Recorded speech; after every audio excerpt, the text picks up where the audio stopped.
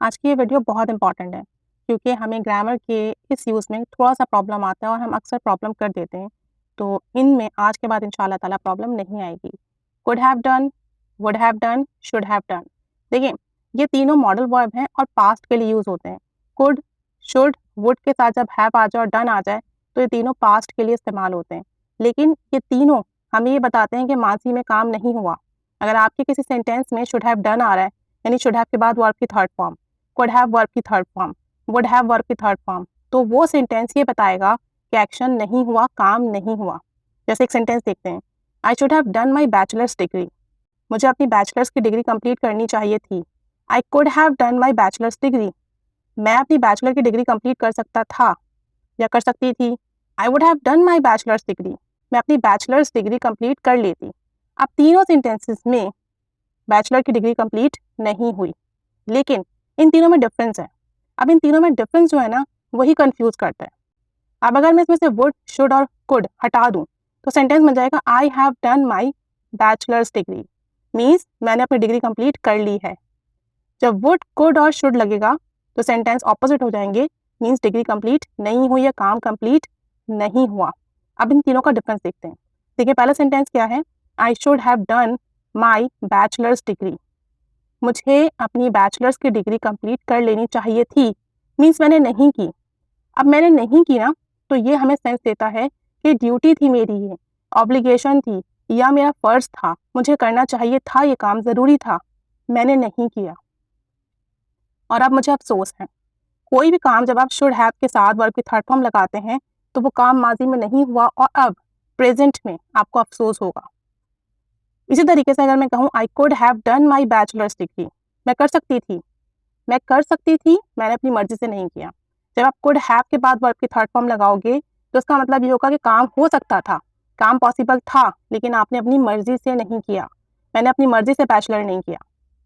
तीसरा सेंटेंस देखें, आई would have done my bachelors degree. मैं कर लेती, मतलब मैं अपनी डिग्री कंप्लीट कर लेती, किसी वजह से नहीं हुआ। यानी यहाँ पे कोई मजबूरी, कोई परेशानी, कोई प्रॉब्लम आ गई, शायद मेरे फाइनेंशियल इश्यूज आ गए, मेरे पास फी नहीं थी, तो मैं इसलिए नहीं कर पाई।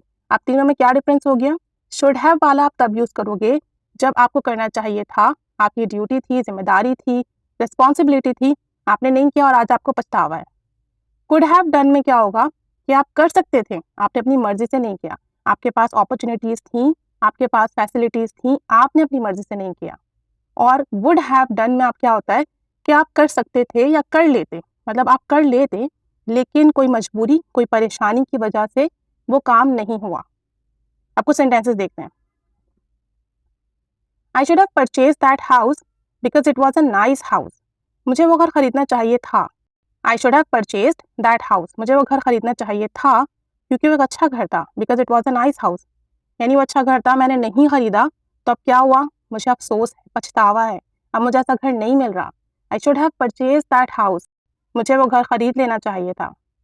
I could have purchase that house, मैं वो घर खरीद सकता था, but I was not willing two by it, यार मेरी मर्जी नहीं थी, मैं खरीदना नहीं चाहता था, अब यहाँ मेरी मर्जी आ गई। I could have purchase that house, मैं खरीद सकता था, पैसे थे मेरे पास, लेकिन मेरा दिल ही नहीं था खरीदने का।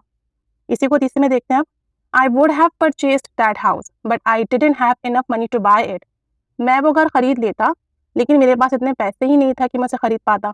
अब यहाँ मजबूरी आ गई कि पैसे नहीं थे, वरना मैं घर खरीद लेता। अब तीनों में क्या हुआ, काम नहीं हुआ, घर नहीं खरीदा गया। लेकिन शुड हैव में क्या हुआ कि मैंने लापरवाही दिखाई, नहीं खरीदा और आज पछतावा है।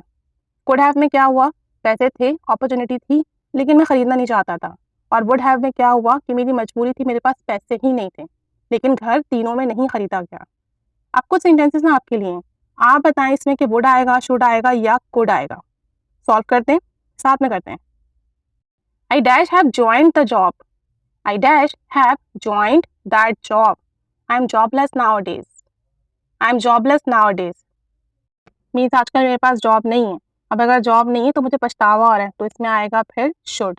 I should have joined that job, तो मुझे जॉब कर लेनी चाहिए थी, आजकल जॉब नहीं है, जॉब नहीं मिल रही, तो मुझे पछतावा हो रहा है। नेक्स्ट देखें, ही dash have bought the car, he bought a sport bike, he dash have bought the car, he bought a sport bike, यानी उसने स्पोर्ट बाइक खरीदी।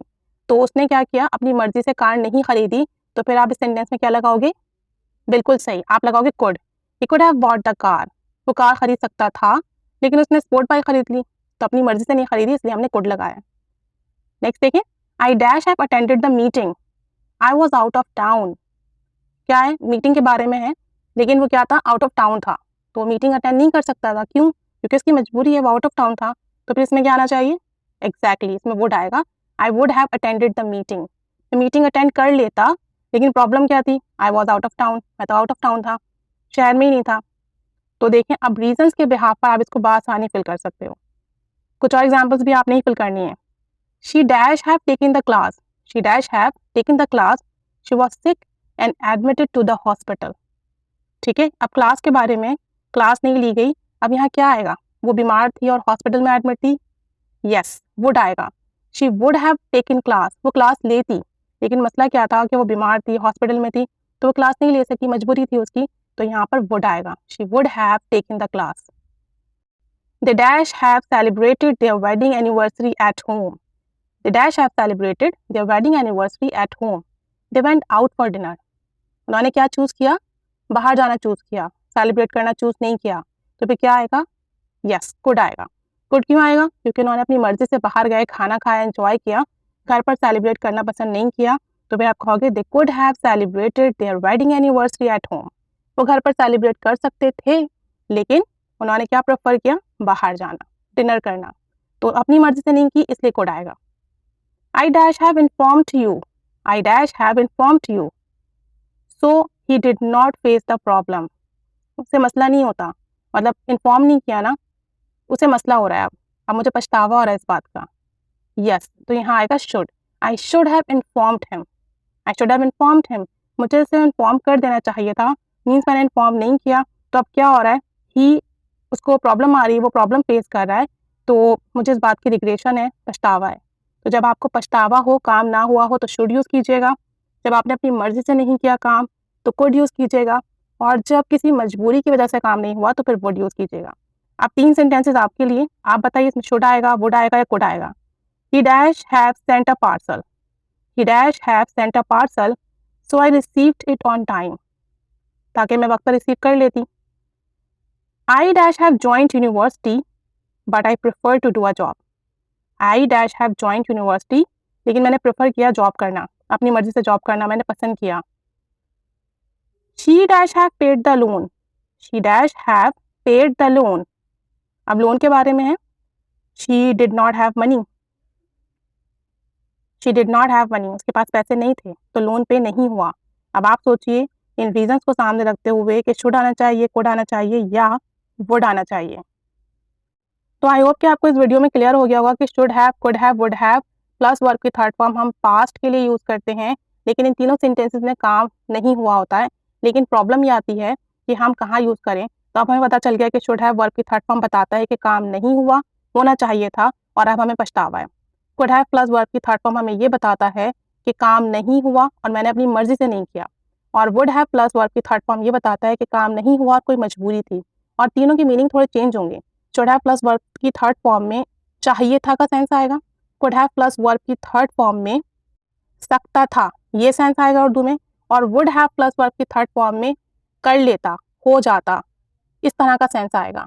अब इनको सामने रखते हुए आपने ये फिल करने हैं सेंटेंसेस, और अब अपने सेंटेंसेस बनाना है, कंफ्यूज नहीं होना है, इसे अपनी कॉन्वर्सेशन में यूज़ करना है, ज़्यादा से ज़्यादा प्रैक्टिस करनी है। Keep staying with us, thanks for watching.